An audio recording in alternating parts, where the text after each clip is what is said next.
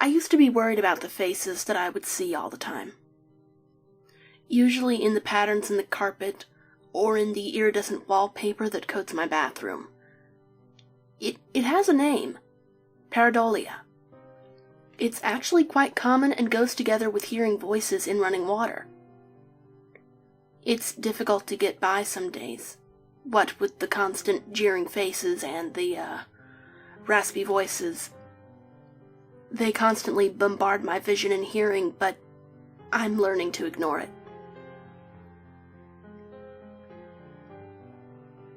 I used to worry about the other sort of hallucinations.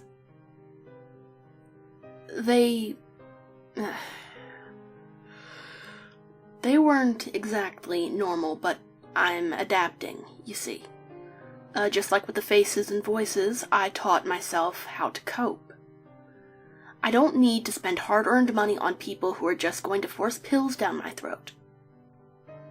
Now, these hallucinations, they look like tiny black bugs crawling across my skin. I've also seen them on my clothes, on my bed sheets, on the walls. I learned, eventually, that swatting these imaginary bugs doesn't actually do anything. At best, it leaves red marks all over my arms and legs. Sometimes they startle me so bad that I jump or slap myself. But, you see, I'm learning to ignore it. I used to worry about the pictures on my walls, and how they would move. Sometimes it would look like their mouths were moving, like they were trying to talk to me. Usually, it would just be my dead grandmother. Her jaw moving up and down, lips wiggling in slow motion. But instead of a mouthful of teeth and gums, it would just be a gaping blackness. Soon enough, it spread to other portraits, even the ones of my pets. Seeing my long, dead dog talking to me was the worst, because she had too many teeth and she always seemed so damn angry at me. I learned how to cope with that by looking at the carpet when I walk down the hallway, even though the carpet has faces in it too, but at least those don't talk. The pictures can be a hassle, but I'm learning to ignore it.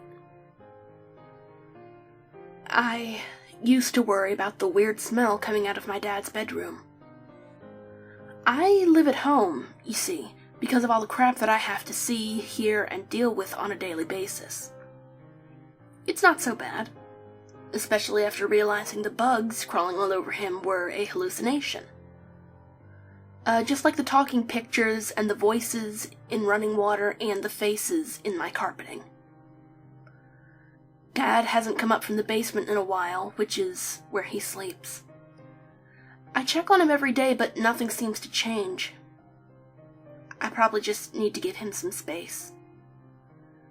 I'll give him another few days before I have to get him to shower. You'd think he would notice the smell by now, but maybe, just like me, I don't know. Maybe he's learning to ignore it.